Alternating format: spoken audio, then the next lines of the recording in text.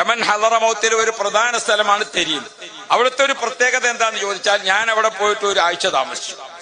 ആ ഒരാഴ്ച താമസിക്കുമ്പോൾ അവിടുത്തെ പള്ളികളിൽ ഏറ്റവും കൂടുതൽ ജമാഅത്ത് നിസ്കാരത്തിന് തിരക്കുള്ള ജമാഅത്ത് സുബഹിയാണ്. ഏറ്റവും തിരക്കുള്ള ജമാഅത്ത്. എന്തുകൊണ്ട്? തഹജ്ജുദ് നിസ്കാരത്തിന് എഴുന്നേൽക്കാത്ത ഒരാളും ആ നാട്ടിലില്ല. പ്രസവിച്ച് കിടക്കുന്ന ഉറങ്ങുന്ന കുട്ടിയാണെങ്കിൽ തഹജ്ജുദിന്റെ സമയത്തൊന്ന് വിളിച്ചോണ്ടും ഒന്ന് ഉണർത്തിയിട്ട് പിന്നെയും കടന്നാലും പാടില്ല. ഏത് രോഗമായി കിടക്കുന്ന ആളെയും ഒന്ന് ഉണർത്തും. എന്താ കാരണം?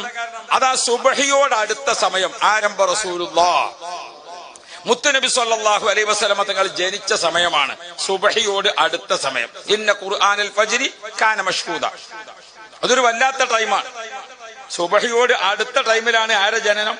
നബി മുഹമ്മദുർ റസൂലുള്ളാഹ്. രണ്ട് കണ്ണിനും കാഴ്ചയില്ലാത്ത ഒരു സ്വഹാബി ഉണ്ടായി, ഇബ്നു ഉമ്മു മക്തൂം റളിയല്ലാഹു അൻഹു. ബഹുമാനപ്പെട്ടവർ എന്ത് ചെയ്യും? തഹജ്ജുദിന്റെ ബാങ്ക് കൃത്യസമയത്ത് വിളിക്കും.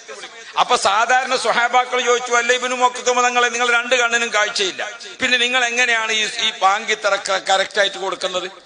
ആ സമയത്ത് ബഹുമാനപ്പെട്ടവർ പറഞ്ഞു, സുബഹിയോട് അടുത്ത സമയം.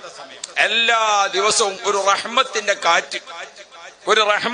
കാറ്റ് സ്വർഗത്തിൽ നിന്ന് ഭൂമിയിലേക്ക് വരുന്നുണ്ട് എന്ന് മുത്തുനബി പഠിപ്പിച്ചിട്ടില്ലേ?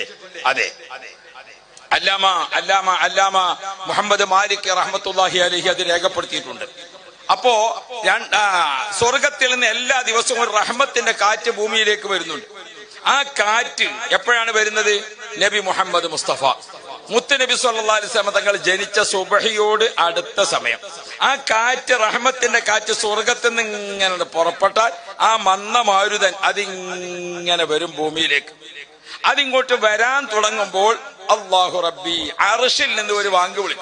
അത് വരുമ്പോൾ ഭൂമിയിൽ അത് വേഗത്തിൽ കിട്ടുന്ന ജീവിയാണ് ആര്? കോഴി. കോഴി ഇങ്ങനെ കൂകണത് എപ്പോഴാണ്? റഹ്മത്തിന്റെ ഒരു വസന്തം, റഹ്മത്തിന്റെ ഒരു മന്ദമാരുതൻ എവിടെ നിന്ന് പുറപ്പെടുന്നുണ്ട്?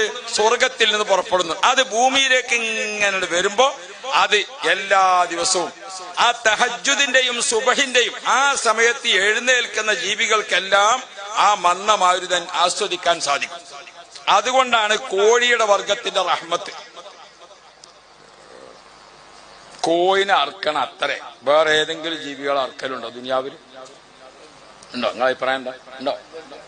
ഇവിടെ നിന്നാ കോഴിക്ക് വല്ല ക്ഷാമമുണ്ടോ? ഏതെല്ലാം കോഴിയാണ്? മുട്ടക്കോഴി, മറ്റേ ഇറച്ചിക്കോഴി, ഏതെല്ലാം കോഴിയാണ് അല്ലേ? കോഴിന്റെ വർഗത്തിന് ഒന്നിച്ചു ഒരു നാശമുണ്ടോ? ഇല്ല. ലോകത്ത് എല്ലാ നാട്ടുകാരും ഭക്ഷിക്കുന്ന ഭക്ഷണമാണ് കോഴി മാംസം.